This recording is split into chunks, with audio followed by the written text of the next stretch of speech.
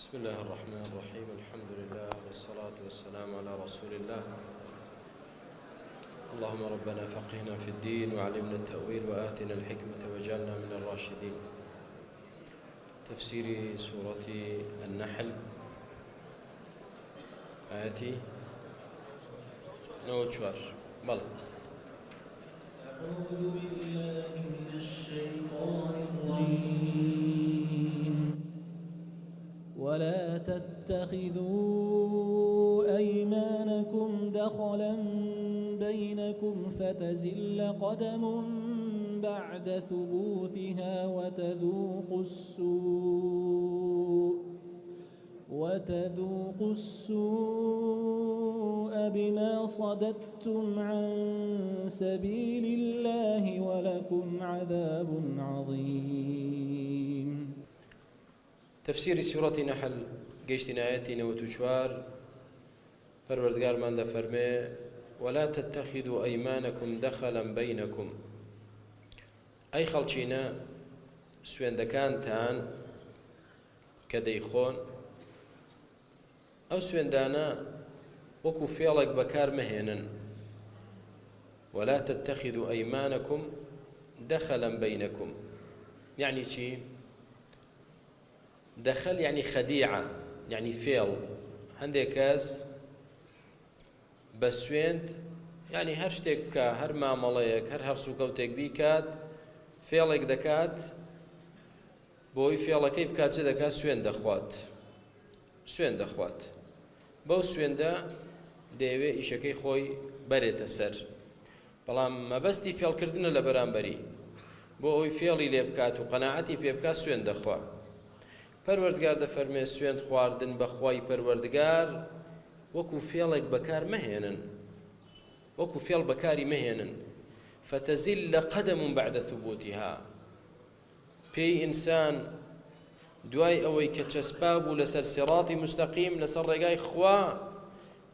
ئەگەر خاوەنەکەی ئەو جۆرە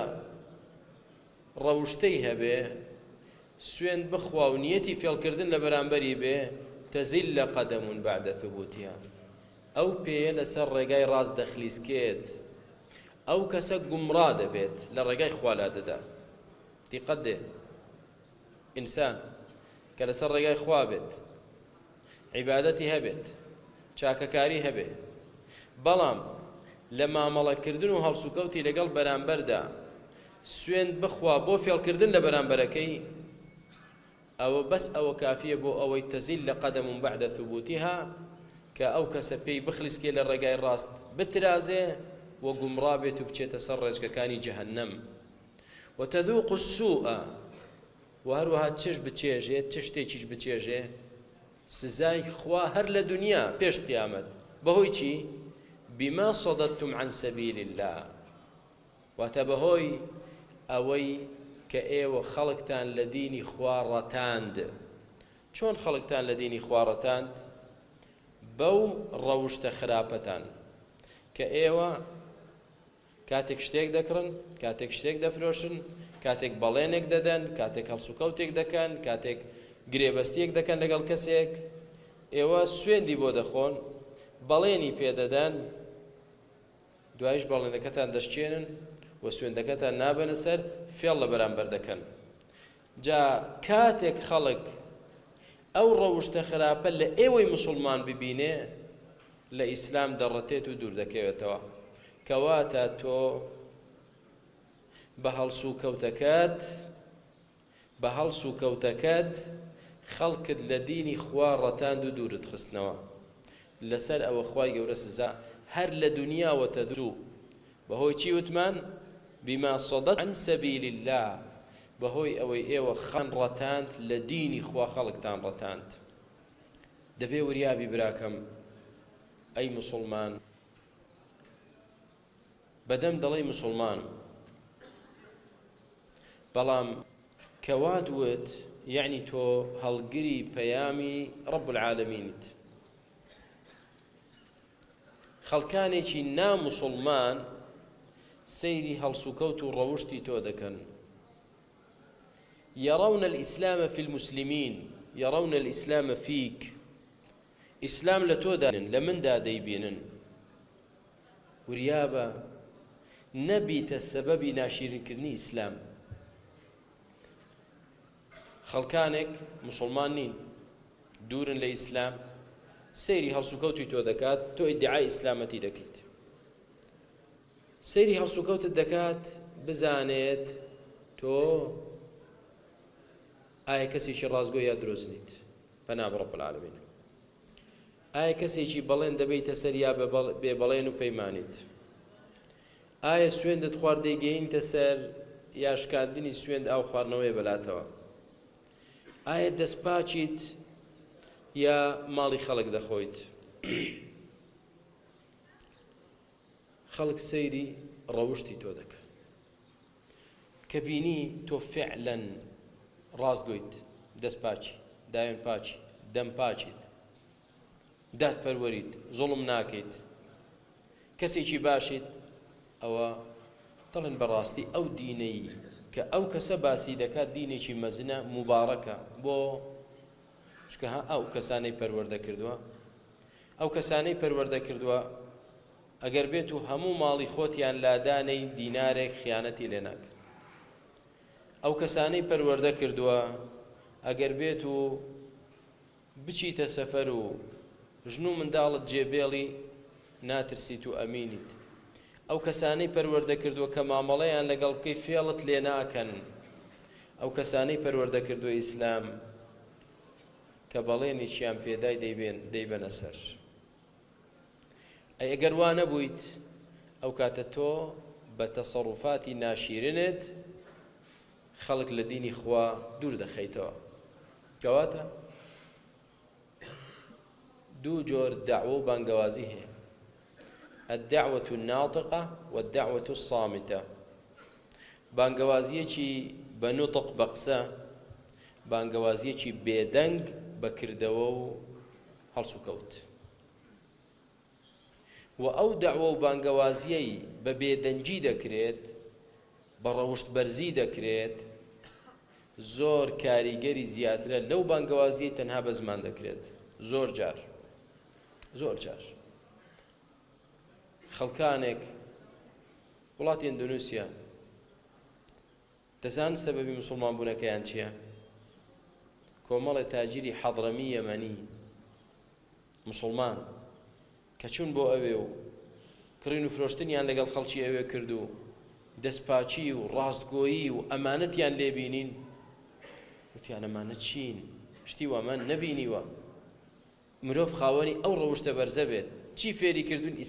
ئیسلام چییە ئەوەیە دەی موسڵمان بووین دەی شایەتمان دەین و ئێمە دەین ناو دینەوە تەڵەبەیەکی لە زانکۆ دەخوێنیت دەیان تەڵەبە دوورە لە خوا دوورە لە دین غافڵ بێ ئاگا غەرق بووە لە شەهوەت و تاوان و بێ ئاگاییدا تۆ دەبینێت جا چ کوڕ چ کچ پێدەچیت کە کەسێکی دینداریت جایا باڵاپۆشە ئافرەتە یا گەنجێکی ڕیژدار پۆشاکێکی شەرعی ڕەوشت بەرز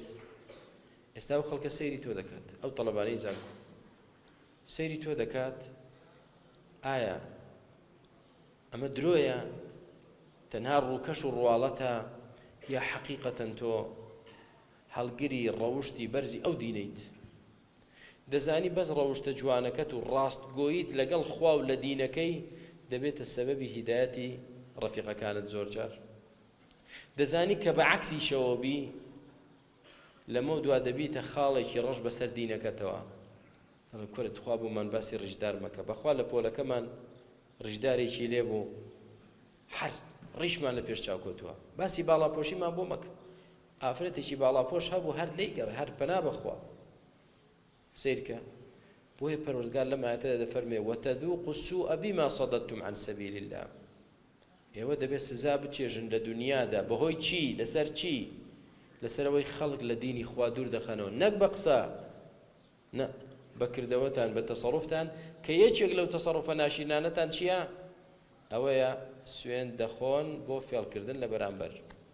ناشی بەنەسەر وەلەکم عەذاب ئەلیم و بۆ ئێوەش سزایەکی زۆر بەئێش لە ڕۆژی دواییش لە دنیا تەذوق السوء دەبێ باجەکەی بدەی لە قیامەتیش سزایەکی زۆر بەئێش و ئازارتان هەیە کەواتە حەذاری وریابین براکانم بە تەسەڕوفاتمان ئیسلام ناشرین نەکەین با هەڵسوکەوتمان خەڵک لە دینی خوا دەرنەکەین بۆی پێغەمبەری خوا عەلەیهی سەڵاتو وەسەلام فەرمووی یەسیرا وەلا تعەسیرا وەبەشیرا وەلا تونەفیرا ئێوە موژدە دەربن وا بکەن خەڵک کە ئێوەی بینی ئیسلامی خۆش بوێت نەک مونەفیر بن خەڵک لە داخی ئێوە لە ئیسلام دوورکەوێتەوە وهروە فەرمووی ئینە مینکم مونەفیرین ئێوە کەسانێکتان تێدای خەڵک دەڕەتێنن لە دینی خوا جا سێ سەنف دەگرێتەوەمە سنفی توندڕەوە تەکفیریەکان خەڵک دەڕەتێن لە دینی خوا خەڵک کە تەماشایان دەکا ئەوانە بەس سەربڕین دەزانی هیچتر نازانێت بەس حازرە پەنجەی لەسەر کڵاشیکۆفەکەیتی بیتەقێنێ دەستی بە چەقۆکەیەتی باوکو دایکی خۆی سەر ببڕێ بۆ خاتری خوا من کەی دینە توندڕەوە تەبدیعیەکان بە هەمان شێوە هەر قاچ بترازێ لەوەی ئەوان دەیڵێن تۆ ضالی مضلی مبتەدعی وەلا کەڕامە لەک کۆتاییت پێات کۆرە بۆ خاتری خوا چیمان کردووە نا تەواو کۆتایی هاتەوە و هەروەها چێش کەسانێکیش کە ئەهلی نیفاق بن پەنا بەخوا ظاهر موسڵمانە بەڵام لە ناخیدا موسڵمان نییە بە ئەنقەست ئیسلام ناشرین دەکات لەسەر وەختێک ساڵانێک پێش ئێستا کەسێک کە دوور بوو لە دین بەڵام لە پۆشاکی مامۆستای ئاینیدا بوو دەهات سواری ماتۆر دەبوو جبەی مەلایەتی لەبەر دەکرد و دەڕۆی بەناو شاردا ئەو جبەیە چی لێ دێ لە دواوە بۆی خەڵک گاڵتە بەوە بکات خەڵک گاڵتەی پێ بکات جا هەندێک کەس هەیە حەز بە دینەکە ناکە دەیەوێت دین ناشرین کە با لەوانە نەبین ئەجینا لە دنیاش سزامان لەسەر دەبێ وە لە قیامەتیش خوا پەناماندا بەڵێ فەرمووی ولا تشتروا بعهد الله ثمنا قليلا إنما عند الله هو خير لكم إن كنتم تعلمون ولا تشتروا بعهد الله ثمنا قليلا يعني بنرخيشي كم وبو خاطري دسكوتيشي دنياي كم بلين كانتان كبخواتان داو ما يقورنوا مثلا على سبيل المثال يعني امشو باسي چی مان کروتمان بو دروستکردنی مزگەوت هەیە بەڵێن بەخوا دەداتەوە من بەڵێنم بەخوا دا 10 وەرەقە یا 50 وەرەقە یا دەفتەرێک تەواو خوای بەڵێن بێت ئەوە بڕیاریدا دوای بیر دەکاتەوە ئیمانەکەی زەعیف بووە ڕەمەزان نەماوە لەیلەت القەدر نەماوە ئێستا باشە من چیم کرد ئەو غەڵەتەم بۆ کرد 50 وەرەقە بیدەم نە شتی وا ناکەم ئێستا دێت چ دەکات بۆ خاتری 50 وەرەقەکە بەڵێنەکەی خوا دەستبەرداری دەبێت پەروەردگار دەفەرمێ وەلا تەشتەڕوا بعهد الله ثەمەنًا قەلیلا ئەو بەڵێنەی بە پەروەردگارتاندا مەیفرۆشنەوە بە نرخێک دەستکەوتێکی کەمی دنیا وەڵاتیە بۆی من دەوەڕەقەکە زەرەر نەکەم قیرروسیا با بەڵێنەکەی خوا زەرەرکەم نە غەڵەتە إنما عند الله هو خير لكم إن كنتم تعلمون ئەو پاداشتەی کە لای خوایە بۆ ئێوە لەسەر چاکە کە بیکەن خێرترە بۆ ئێوە لەو دەستکەوتەی دنیاە ئین كنتم تعلمون ئەگەر ئێوە بزانن ئەوەی لای خوا گەورەترە بەس دەبێ بگەینە ئەو یەقینە دەبێ بگەینە ئەو یەقینە مسلمان چ کاتێک خوای گەورە بەرزی دەکاتەوە لە دنیادا بالصبر واليقين تنال الإمامة في الدين صبر ويقين يقينت هەبێ يقين بچی يعني دڵنیاییم لە چی هەبێ دڵنیاییت لەوە هەبێ کە إنما عند الله هو خير لكم ئەو پاداشتەی لای خوایە بۆ ئێوە دانراوە خێرترە بۆتان لەو پارەی کە لە دەستاندایە خێرترە آخر چۆن قەناعەت کە يعني ئەم دەوەڕەقەیم بڕۆوە برای من والله کە بەخشید لە پێناوی خوا ئێستا گەیشتە خوای پەروەردگار ئێستا ئەوەی لای پەروەردگارە بۆ تۆ دەیان قات لەو پارەیە خێرترە چاکترە بەردەوامترە کە لە دنیا لە دەستتدا بوو لەوە مەترسە بە هیچ شتێک لەوە مەترسە وعدی خوای گەورەیە من ذا الذي يقرض الله قرضا حسنا فيضاعفه له چی أضعافا كثيرة چی ئەو کەسێ قەرز لەگەڵ خوا دەکا قەرز لەگەڵ خوا یعنی ئێمە کە پارەمان دات تەواو قەرز دەچێتە لای خوای گەورە بۆمان هەڵدەگرێت بەڵێ بەڵام نەک وەکو خۆی دەوەڕەقەت داوەدەت ناداتەوە فيضاعفه له أضعافا كثيرة خوای گەورە بۆ چەند قات دەکاتەوە زۆر زۆر بۆ چەند قات دەکاتەوە یعنی ئاوایە لای خوای گەورە بەڵێ والله ئاوایە يا ابن آدم أنفق عليك أي بني آدم ببخش من بيت ببخش ما ترسى وبيغمبر إخوة عليه الصلاة والسلام دفرمي 3 أقسم عليهن سيشت هل سوين ديان لسردخهم بس بويد النيابا ما ازداد عبد بعفو إلا عزة هر عبدك عفو كردني هبه لبرانبركي ببوره كهلي برانبر كردوا بوا زررناك بوا بعزة تردبت بۆ خی گەورە بە عیزەتێکە چونکە تۆ لە کەسانێک بورای کە هەڵەیان بەرامبەر کردیت لە چاوی ئەوانیشەوە گەورە دەبی خوا گەورەت دەکات وما تواضع أحد لله إلا رفعه الله هەر کەسێک لەبەر خوا خۆ بەکەم گر بێ نەک خۆی بەشت بزانێ إلا رفعه الله خوا بەرزی دەکاتەوە تۆ دەتەوێت خۆت بچووکەیتەوە خوا گەورە بەرز دەکاتەوە بەس کە ویستت خۆت گەورەکەیت خۆت بەرزکەیتەوە إلا خوا نسبت دەکاتەوە جل جلاله سيم شتيكا بيغمبر صلى الله عليه وسلم سوين دي لسر خوارد وما نقص مال من صدقة سوين ببخوا مال بخير كردن كم ناكا استاتوها بتشاو سيري دكي باشا من دو رقم هبو استا ورقيكم كرد خير استا ما يونو اي شون كم ناكا بيغمبر إخوة عليه الصلاة والسلام سوين دخوا دفرمي كم ناكا شون كم ناكا خوي قولي بركة تدخ شون كم ناكا او نويا بۆ تۆ خێری زیاتر دەبێ بەرەکەتی زیاتر دەبێ لە دەیەکە چۆن کەم ناکە خوای گەورە ئەو وەڕەقەش کە دات بۆ دەگەڕێنەوە بەڵام بە زیاتر دەیگەڕێنەوە کەواتە با نەچین لەبەر دەستکەوتێکی کەمی دنیا دەستبەرداری بەڵێن و پەیمانەکانمان بین بە خوای پەروەردگار و با ئەو یەقینەمان بۆ پەیدا بێ ئینەما عند الله هو خەیر لەکم ئەوەی کە لای پەروەردگارە دەینێری بۆ لای خوای پەروەردگار دەیبەخشی لە پێنایەوە أو خيرتر أبو إيوه خيرتر لشي خير لكم مما يبقى عندكم أوي لا إخوة خيرتر لوي كلا إخوتها إن جا كيف يقول التاجن أو يقينات بودروز دبي أو قناعته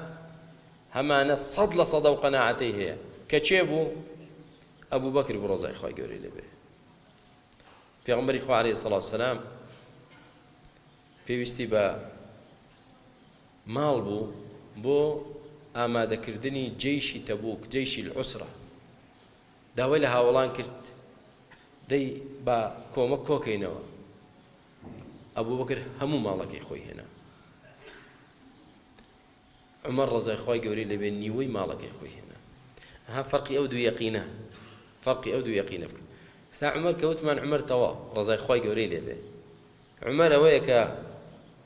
پێغەمبەری خوا عەلەیهی السەڵاتو وەسەلام دەفەرمێ عمر ليرة وبروح شيطان رادك شيت الرجاء يشتري ناوي بيت سرقة عمر بلا مواش كاتك ضلين عمر يعني قمة يعني لودكا بلام كأبو بكر ديارنيا أما كباسي أبو بكر هاتا كايوا نا شون مانجي چوار ده هات همو استيرا كان ده شارته بخوا أبو بكر أواب رضاي خواي فرودقاري لبي همو مالكي هنا أي دواي عثمان ده دلائي في عمر إخوة عليه الصلاة والسلام كامل يجي شكل السر من أمام ذيك كامل إيه باشا هم مالت تاجر كان دين دلني عثمان مالك تبوها ولا الشام بازرگانی و تجارتەکەت گەڕاوەتەوە لە شام ئێمە دەمانەوێت لێت بکڕینەوە دەیفرۆشینەوە بە خەڵک بە قازانج فەرمێ چەندم دەدەنێ دەڵێ یەک مقابل یەک و نیوت دەدەینێ یەک ڕوبعێکت دەدەینێ دەڵێ زیاتریان پێداوە ئێ دەڵێ بۆ زیاد دەکەین دەڵێ زیاتر لەوە زیاتر ئێ دەڵێ ئای عوسمان ئەوەی تاجر بێ لە مەدینە ئێمەین پێمان ناڵێ کێ زیاتر دەداتە تۆ تی ڕەب العالەمین من بە پەروەردگاری دەفرۆشم پەروەردگار زیاترم دەداتەوە لەسەری ئەمە یەقینە برا ئینسان دەگاتەوە یەقینە ئەم چۆکە باسی مزگەوتەکەم کرد گەنجێک داواکارم لە خۆی گەورە نیەتی خاڵس کا و خێرەکەشی قبول کا دەیناسم سیارەیەکی هەیە الله ئەعلەم بای دەفتەرێک دەبێ نابێ وتی مامۆستا کامل سیارەکەمەوە خێر بێ بۆ مزگەوتە هیچی تریشی نییە بەخۆ هیچی تری نییە وەڵڵا ئەوە خێر بێ بۆ مزگەوتەکە یەقین ئەو یەقینەکەی دروست دەبێ و چۆن دروست دەبێ إنما عند الله هو خير لكم قناعتت بآياتك خوا بخواي گەورە ڕاستی فەرمووە وا مەزانە مسقالە زەڕەیەک خەلەل هەبێت ئەی دوای ئەوە زیاتر پەروەردگار ئەو ڕاستیەمان بۆ جەختی لەسەر دەکاتەوە و دڵنیاییمان داتێ دەفەرمێ چی بەڵێ ما عندكم ينفد وما عند الله باق ما عندكم ينفد وما عند الله باق ولنجزين الذين صبروا أجرهم بأحسن ما كانوا يعملون ما عندكم ينفد پەروەردگار ئێستا لەگەڵ عەقڵمان دەدوێت وی قەناعەتمان پێ بکات فەرمی ئەوەی لای خۆتانە و دەیهێڵنەوە نایبەخشن بە ملیۆنەها دۆلار بێت یەنفەد کۆتایی پێدێت و هیچتان بۆ نامێنێتەوە و لەگەڵتان نایە بۆ ناو گۆڕتان و بۆ ڕۆژی دوایتان کاتە کۆتایی دێت ماڵەکەش کۆتایی نێت تۆ کۆتاییت دێ مردیت ئەو هەموو ماڵ و سامانەت جێهێشت بۆ ناو گۆڕ ناتوانی بیبیت فریاد ناکەێت بۆ ڕۆژی قیامەت فریاد ناکەوێت کاتە کۆتایی دێت ئەوەی خۆتان کۆتایی دێ لەگەڵ کۆتایی هاتنی ژیانی تۆ یا کۆتایی هاتنی دنیا ئەوەی هەتبوو کۆتایی هات ئێستا ڕۆی ماڵ و سامانت ڕۆیشت پێشکەشت نەکرد بەخوای پەروەردگار نەشت بەخشی لە پێناوی خوا هیچی لێ نەبەخشی ئێستا نەژمە بۆشت نەمایەوە وما عند الله ئەی ئەوەی کە لای خوای پەروەردگار بە ئەمانەت دادنابوو ئەوەی بەخشید لە پێناوی خوا ئەوەیان چییە؟ باق ئەوەیان ماوە پێغەمبەری خوا عەلەیهی سەڵاتو وەسەلام ڕۆژێکیان هاتەوە حەیوانێک سەر بڕدرا بوو مەڕێک چی لێ مابوو چیشی لێ بەخشرا بوو باڵێکی لێ مابوو ئەوەی تری لێ بەخشرا بوو فەرمووی چی ماوە؟ فەرمووی تەنها ئەوە ماوە کە لای خۆی بۆ عایشە ڕەزای خوا لێبێ پێغەمبەری خوا عەلەیهی سەڵاتو وەسەلام فەرمووی نا عایشە هەمووی ماوە ئیلا ئەوە نەبێت یعنی لە چوار بەشی حەیوانەکە سێی بەخشراوە بە فەقیر و ئەژار لە پێناوی خوا ئەوە هەمووی ماوە ئەوە مادام لە پێناوی خوا ئەوە ماوە ڕۆژی قیامەت پاداشتەکەی وەردەگرینەوە ئەمما ئەوەی ماوە بۆ خۆمان دەیخۆین بەزەوە نەماوە ئەوە ئێستا دەیخۆین و تەواو کۆتایی پێدێ نامێنێ بۆ قیامەت لەگەڵمان نایەت ما عندكم ينفد وما عند الله باق ئەمە قاعیدەیە برا بەخوا لە حەفتا قاسەی دابنەی دەرگای لەسەر داخەی 7,000 کلیل ئینجا بیکاتەوە ئیلا کۆتایی دێ هیچنی تا جێ دەهێڵیت ئەمما ئەوەی تر چۆن دەڵێ خێر بکە و بیدە بە ئاودا مادام کردتە خێر ماوە تۆمار کرا تەسجیل بوو ثابت بوو بۆت ڕۆژی قیامەت پاداشتەکەی دەبینی دوایەوە پەروەردگار دەفەرمێ وَلَنَجْزِيَنَّ الَّذِينَ صَبَرُوا أَجْرَهُم بِأَحْسَنِ مَا كَانُوا يَعْمَلُونَ و بە دڵنیاییەوە سوێند بێ ئێمە پاداشتی ئەوانەیە دەینەوە کە ئارام دەگرن لەسەر چی؟ لەسەر تاعەتی خوا و لەسەر بەخشین لە پێناوی خوا برا بەخشین لە پێناوی خوا سەبری دەوێت ئەژینا نەفست ڕێگات پێ نادا پاداشتیان دەدەینەوە کە لەسەر تاعەت سەبریان گرت و لەسەر دوورکەوتنەوە لە حرام سەبریان گرت و لەسەر ماڵبەخشین سەبریان گرت و لەسەر ئەو ناڕەحەتی لە پێناوی دیندارێتیان سەبریان گرت پاداشتیان دەینەوە بە چ شێوازێک بئەحسەنی ما کانوا یعملون بە گوێرەی باشترینی کردەوەکانیان یعنی چۆن؟ یعنی لە خراپەکانیان دەبورین چاکەکانیشیان حسابی باشترینی بۆ دەکەین یعنی چی؟ یعنی بۆ نمونە ساڵان لە مەکتەب ئەو قانونە هەبوو، ئێستا پێم وانییە مابێت، نظامی ئیعفا عەفوکردن چۆن بوو؟ یعنی بۆ نمونە تەڵەبەیەک لە نیوەی دەرسەکان یەک دەرس زیاتر وا بزانم نەوەتی هێنابە یا 85 بەسەرەوەی هێنابە، زەمانێکە چاک لە بیرم نەماوە،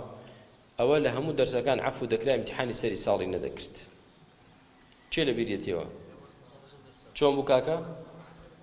نە معدەلی عام نەوەتەکەی یەک دەرس بوو،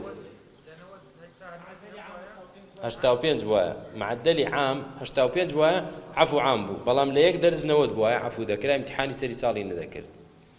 یعنی ئەگە معدەلی عامت 85 وایە، زۆر دەرس تۆ نەگەیشتوشتە 85، هەر حیسابی 85ەکەیان بۆ دەکردی. ئەوە چی تێدا دەردەکەوێت؟ یعنی ڕۆژی قیامەت تۆ مادام کەسێکی سەبرگرتوو بووی، کردەوەکانت باشی تێدایە و خراپیشی تێدایە، باشترینیشی تێدایە. ئێستا پەروەردگار بە گوێرەی کامم معاملەت لەگەڵ دەکا؟ بئەحسەن، بە گوێرەی باشترینەکە، هەمووی ئەو حیسابەی بۆ دەکا، هەمووی باشترینە. لە خراپەکانت دەبورێ، باشەکانیشی وەکو حیسابی باشترین بۆ دەکات. بئەحسەنی ما کانوا یعملون. ئەمەش فەضڵ و کەڕەمی خوای گەورەی تێدایە. بەس چی بکە؟ ماڵ ببەخشە، ئەنجا دەبینی خوای گەورە لە قیامەتدا چۆن مامەڵەت لەگەڵ دەکات. کەواتە یعنی هەرچەندە ماڵ و خۆشی و دەسەڵاتی دنیاشی دەستکەوێت ئینسان، بەڕاستی هیچ نییە لە بەرامبەر پاداشتی خوای پەروەردگار، و نابێت دنیایەکی کەمی بڕاوە هەڵبژێرین بەسەر دواڕۆژێکی تەواوی نەبڕاوە. بەڵام پەروەردگار دەفەرمێ ئینەما بەل تؤثرون الحیاة الدنیا والآخرة چی؟ خەیر وأبقى. آخرت خێرتریشە و ماوەتریشە. بەڵێ من عمل صالحا من ذكر أو أنثى وهو مؤمن فلنحيينه من عمل صالحا من ذكر أو أنثى وهو مؤمن فلنحيينه حياة طيبة ولنجزينهم أجرهم بأحسن ما كانوا يعملون. ئەم ئاەت موژدەیەکی زۆر خۆشی تێدا براکانم بۆ دنیا پێش قیامەت. دەفەرمێ من عەمیلە صالح، هەر کەسێک نێریان مێ بێ، ڕەش یا سپی بێ، کورد یا عەرەب بێ، دەوڵەمەند یا فەقیر بێت، دەسەڵاتدار یا بێدەسەڵات بێ، هەر کەسێک بێت، من لە سیغی عمومە، هەر کەسێک کردەوەی چاک کات. کردەوەی چاک چییە؟ ئەوەیە کە بە گوێرەی شەرع بێت، شریعەتی ئیسلام بێ، ئەو کردەوانە بێت کە خوا ئەمری پێکردووە، پێغەمبەر صلی الله علیه و سلم ئەمری پێکردووە، و بە خالصیش بۆ خوا بیکی. باش، هەر کەسێ ئەو کردەوە چاکانە بکە، جا من ذكر أنثى نێر بێیان مێ وهو مؤمن، لە حاڵەتێکدا کە ئەو ئیماندار بێ، ئەجینا هەیە کردەوەیکی چاک دەکا و ئیمانداریش نییە. چۆن؟ یعنی بۆ نمونە دەبینین کەسانێکی کافر ڕێکخراوی مرۆییان هەیە، خێرخوازی، ئەسڵن کابرا موسڵمان نییە، دەچێتە جنوبی ئەفریقیا، ئەوانە بیر بۆ خەڵک لێ دەدەن، یارمەتی خەڵک دەدەن، موسڵمانیش نییە. بۆچی؟ بەس بۆ ئافرینی دنیای ئەوە. خوای گەورە باسی ئەوانە ناکە، باسی ئەوانە دەکات کە کردەوەی چاک دەکەن، ئیمانیشیان هەبێ بەخوا و چاوەڕێی پاداشتی قیامەت بێ. ئەوانە پەروەردگار چیان بۆ دەکات لە دنیا و چیشیان بۆ دەکات لە قیامەت؟ دەفەرمێ فەلەنوحیەنەه حەیاتەن طەیبە. ئەوە لە پاداشتی ئەو ئیمان و کردەوە چاکەدا بە دڵنیاییەوە دەیانژێنین هەر لە دنیادا ژیانێکی باش و پاک و چاک. ژیانی دنیای پاک و خۆش دەبێت. ژیانی دنیا ژیانێکی پاک و خۆش دەبێت. جارێ پێش قیامەت سبحان الله، یعنی شتیوا هەیە ئینسان کە ئیماندار بوو و کردەوەی چاک بوو، خوای گەورە ژیانێکی پاک و خۆشی پێ ببەخشێ؟ بەڵێ پێی دەبەخشێ. بەڵام ئەو ژیانە خۆشە دابەش بووە بەسەر دوودا. چۆن؟ یعنی بەشێکی خۆشی دڵە، بەشێکی خۆشی ظاهیر و دەرەچیە. یعنی ئەو کەسەی ئیماندارە وە کردەوەی چاکە دەکات تا ئیمانی زیاتر بێ و تا کردەوەی چاکەی زیاتر بێ،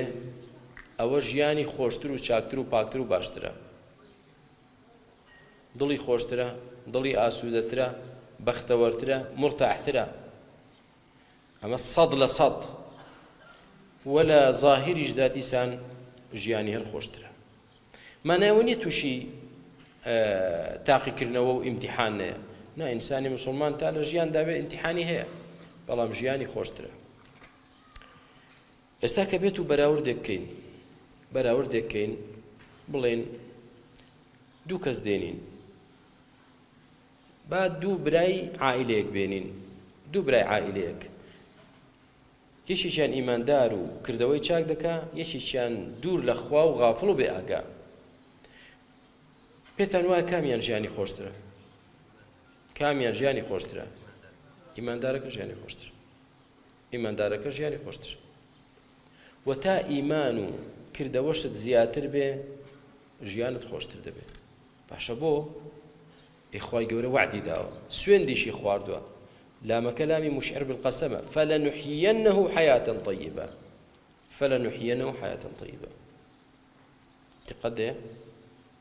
ژیانی خۆشتر دەبێت. بەڵام زۆر کەس ئەوە نازانێت. کەسی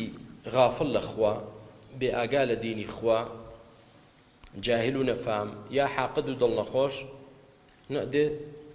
تۆمەتبارت دەکات. کە ئیماندار دەبینێ ژیانی خۆشە، ئەوە حەسوودی پێدەبا، ئەوە تۆمەتی بۆ دەکا، ئەوە بوهتانی بۆ دەکا، وا دەزانێ ئەو ژیانە خۆشە لە ئەوی دزیوە، یا بە ڕێگەیەکی ناشەرعی ژیانی خۆشی بۆ خۆی دابین کردووە. وانیە براکە دەزانی سەبەبەکە چ تۆ لە خوا دووریت. ئێخوای گەورە وعدێکی بە ئیماندارەکە داوە، هەڕەشەیەکی لە تۆ کردووە ئەی بێ ئیمان. دەزانی هەڕەشەکەی تۆ چییە؟ ومن أعرض عن ذكري فإن له معيشة ضنكا. هەر کەسێ پشت لە یادی خوا بکە ژیانی تەنگ و تاڵ و ناخۆش دەبێت. ژیانی چی دەبێت؟ ژیانی ناڕەحەت و ناخۆش دەبێت. مادام پشتی هەڵکرد لە دینی خوا، مادام پشتی هەڵکرد لە دینی خوا، ئەوە ژیانی دەبێت. ئێستا دوو کەس وتمان سەیری دەکەین. ئەگەر ئیمانت هەبێ خوای گەورە وعدی ژیانی خۆشی پێداوی، ئەگەر پشتکەی لە یادی خوا و لە قورئان و لە ئیسلام، ژیانت تاڵ و ناخۆش دەبێت. ژیان و تاڵ و ناخۆش دەبێت. چەند کەستان ئەو دیاردەیەتان بینیوە، دوو کەس برای یەکترن، ئەوەیان کە ڕوو لە خوایە، ژیانی خۆش، مرتاح، محتەرام، خەڵک خۆشی دەوێ، دڵی ئاسوودەیە. ئەی ئەوەیان کە پشتی کردووە لە خوا، ژیانی چۆنە؟ زۆر دەردەسەری و نەهامەتی و بەدبەختی و ژیان تاڵی. چەند کەس بینیوێتی دەست بەرزکاتەوە؟ ئەو من خۆم یەکێک لەوانە، هەمومان بینیمانە، زۆر بەمان بینیمانە، وەڵاهی بینیمانە براکە. سڕەکە چییە نهێنیەکە؟ نهێنیەکەوەی ئەو برایان کە ژیانی خۆشە و ئیماندارە، ماڵی براکەی تری خواردووە، دزی لێ کردووە، کوڕە نەبرامەوە نییە وەڵڵا. ئەی چییە؟ ئەوەیە کە خوای گەورە فەرمووی، ئەوەیە کە خوای گەورە فەرمووی. با من بەسەرهاتی خۆمتان بۆ باس بکەم. لە پۆلی شەش کە تەواو بووم لە کولیە وەرگیرام لە بەغدا، جامعەی مستەنسەریە. براکانم زۆربەیان خەریکی کەسابەت بوون. خوای گەورە ماڵی دنیا پێدا بووین، ماشاءڵڵە باوکم، شۆفڵمان هەبوو، دوو گەڵابمان هەبوو، مەعمەل بلۆک، کەستاڕە و ئەو جۆرە شتانە، هەمووی مەشغوڵ بوون ماشاءڵڵە. من خەریکی خوێندن بووم. یعنی ڕۆژانێک کە لە بیرمە ئەوە تاک تاک سیرکەین، ئەوان خاوەنی شت بوون ماشاءڵڵە. منیش چاوەڕێ بووم باوکم پارەم بداتێ پێ بچم بۆ بەغدا، مانگێک بمێنمەوە مەثەلەن، 2 هەفتە بمێنمەوە بگەڕێمەوە، هەر بەشی ئەوم دەکرد. ئێستا ژیانی من لە هەر هەمویان خۆشترە. ناڵێم وەڵام من لەبەر زۆر ئیماندار و زۆر کردەوەم چاکە، بەڵام شتێک زیاتر ڕێگای خوای گەورەم کە گرتووە، والله بفضل خواجیانم لە هەموو براکانم خۆشترە و داواکارم خوای گەورە بەرەکەت بەسەر ئەوانیش و ئێوەی بەڕێزیشدا بڕێژێت و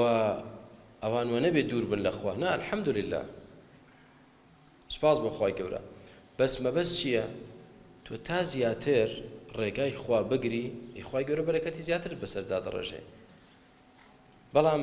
دڵ نەخۆشەکان مەثەلەن دەتبینی قاتێکی جوان لەبەرە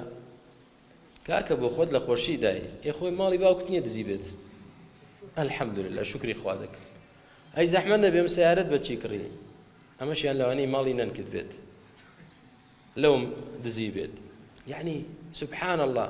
کاکە تۆ پشتت کردووە لە دینی خوا بەرەکەت ناڕێژتە سەرت بەرەکەت بەسەردا ناڕێژێ ئیدە ڕوو بکە خوای گەورە بزانە خوای گەورە ڕزق و ڕۆزیت دەدایە نادا دەیدا پێغەمبەری خوا عەلەیهی سڵام وسەلام دەفەرمێ خوای گەورە فەرموویەتی یە ابنە ئادەم تەفەڕەغ لعیبادەتی ئەی بەنی ئادەم تۆ یەکلا بەرەوە بە عیبادەتی من بۆ خزمەتکردنی دینەکەی من ئەملە قەلبەکە غینەن وەیەدەیکە ریزقا دڵت پڕ دەکەم لە دەوڵەمەندی و قەناعەت و دەستیشت پڕ دەکەم لە رزق ئەو باوەڕی بەوە نییە باوەڕی بەوە نییە بۆ دینی خوا یەکلا بێتەوە کاکە ئێمە ڕۆژ تا ئێوارە خەریکی فریان ناکەوین پێم ناڵێ من سێ عایلە هەیە چۆن دەژیت ئێتە بگەڕێن بەشک و بۆتان دەرکەوێ بزانە من لەکوێ دەیهێنم بگەڕێ کاکە ماندوو بە ئیشت چییە هەر بە دوای منەوە بگەڕێ بۆیە براکەم ئەوە ناڵم خوا شاهیدە بۆ مەدەحکردنی خۆم بێت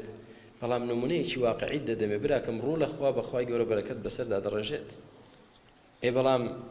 ئەوەی کە دوورە لە قورئان و لە دین تێناگا لە مۆزوعە نا زەحمەت نەبێ پێمان بڵێ ئەمەت لەکوێ هێنا کورە تا قیامەت دەبێ بەو خەفەتەوە بمری تاوەکو من دێم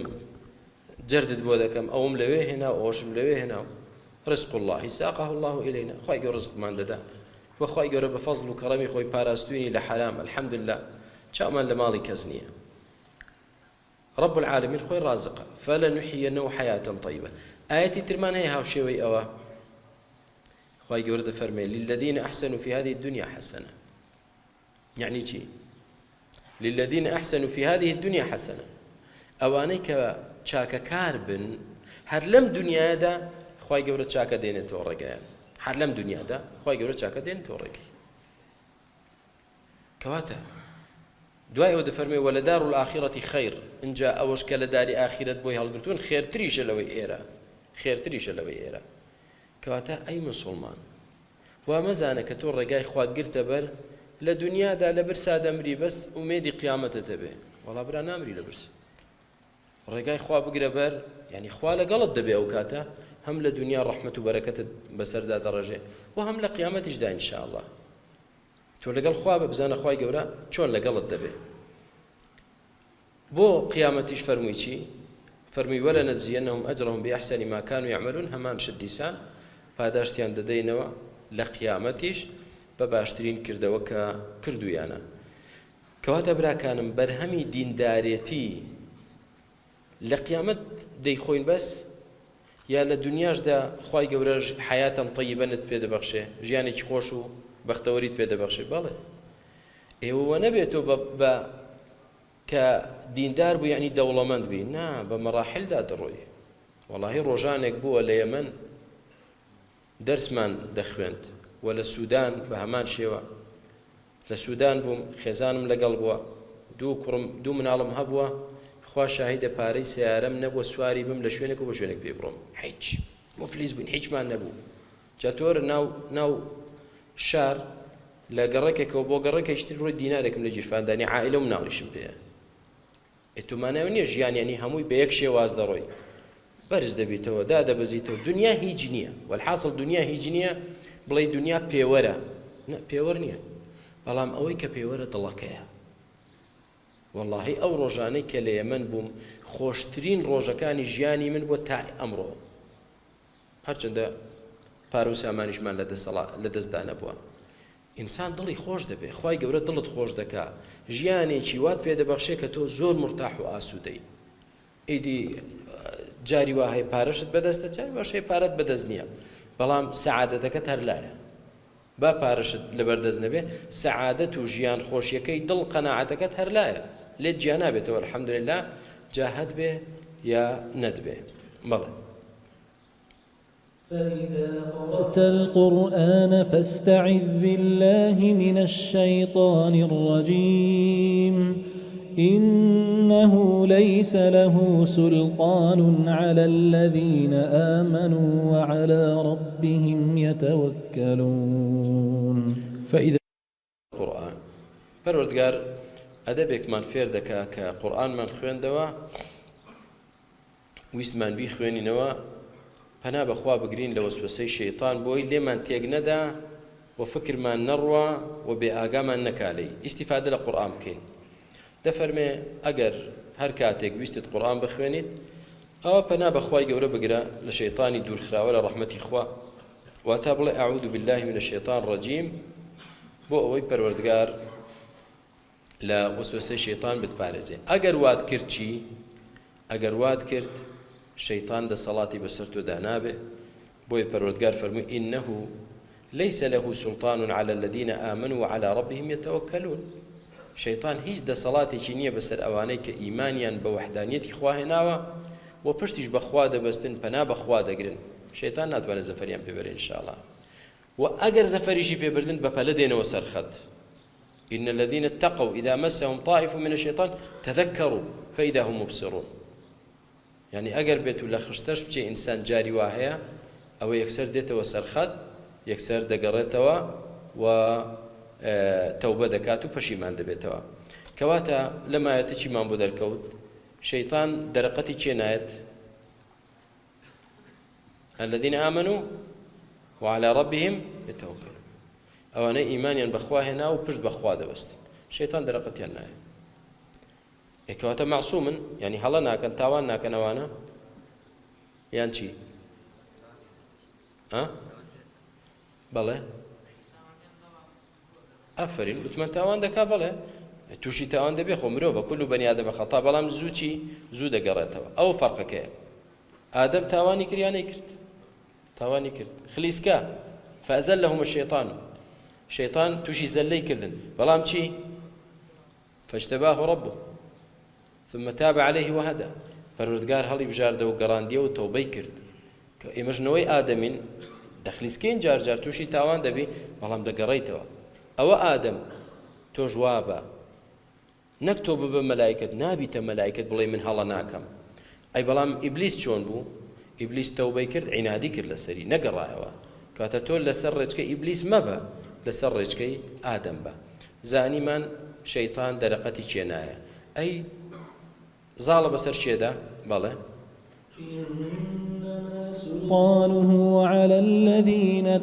إنما سلطانه على الذين يتولونه والذين هم به مشركون. بله إنما يعني تنهى دصلاتي شيطان بسر أو كسان دايا كي يتولونه دوستاتي شيطان دكان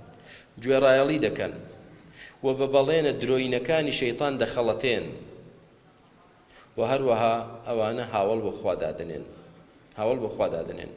كواتا إنساني موحد كبرش بخوا ببستي شيطان درقتنا أواني كشريك بخوا دادنين جا طاغوت پرست بي شخص پرست بي بت پرست بي پرو پرست بي مادام شريكي بخوا دانا شيطان تواو بالدا شيشه بسري دا وزال دەبێ بەسەریدا و بە کەیفی خۆی یاری پێ دەکات. دەیکەواتە با من و تۆ لەو کەسانە نەبین کە شەیطان زاڵە بەسەرمان لەو کەسانە بین کە دەسەڵاتی ئێمەی نییە. و گەورەترین پارێزەری تۆ لە شەیطان چییە؟ کێ پێم دەڵێ؟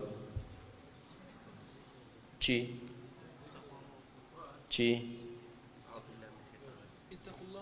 اتقوا الله. لو دو آيات ورقرن آفرين التوحيد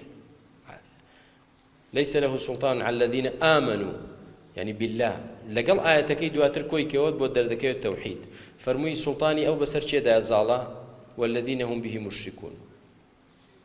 أوي كوادا كاتو لبر شيطان لبرانبر شيطان چوك دابدي شريك بخوا دارانا كشريك بخوا دانا خواي قورا توي ناوت خواي قورا نات بارزي حفظ ناكا للشيطان كوتايت بيهات دبيتا عبدي شيطان طبعا أما كموحد بي نا خير تدايا والله ئینسانی موحید هەرچەندە گوناهباریش بێت خێرترە و بەهێزترە بە ئیزنی خوا لەو گۆڕپەرستەی کە بەردەوام الله الله الله الله دەکات زۆر خێرترە چونکە تەوحید پارێزەرە قەڵغانە هەرچەندە بشکەوی ڕاست دەبیەوە بشکەوی دەیتەوە سەر لاش دەیتەوە سەر ڕێگای ڕاست بەڵام کە شەریکت بۆ خوادانا لە جیاتی وعلى ربهم يتوكلون بشي وعلى الشيخ عبد القادر الجيلاني يتوكلون به على حضرة الشيخ يتوكلون به خواهي قولنا بارزي برو تو پشت بەو دەبەستی و هانا بۆ ئەو دەبێت و داوای فریاکەوتن لەو دەکەی کۆتاییت پێدەی خوا پەنامەندا لەم سێ ئاەتەی ئەخیر چیمان بۆ دەرکەوت ئیمان تەوحید پشتبەستن بەخوا و تەوەکل لەسەر خوا دەتپارێزێ لە شەیطان شەریک بۆ خوادانان چۆکت پێدادەدا لە بەرامبەر شەیطان ئەی چی بکەین ئێمە کە ویستمان قورئان بخوێنین و بۆی پارێزراو بین لە فێڵی شەیطان و وەسوسەی شەیطان چی بکەین استعاذة بڵین أعوذ بالله من الشيطان الرجيم داواکارم لە خوای پەروەردگار بۆ خاتری ناو جوانەکان و صفاتە بەرزەکانی بمان پارێزێرە بە سوابیسی شەیطان و لە فێڵی شەیطان و لە شەڕی نەفسمان خوای گەورە لەو کەسانەمان بگێڕی کە ئەهلی تەوحیدن کە ئەهلی تەوەکولن لەسەر تۆ لێمان ڕازی بیت استقامەمان پێ ببەخشی ئەخیرمان خێرکەی آمين والحمد لله والصلاة والسلام على رسول الله بارك الله فيكم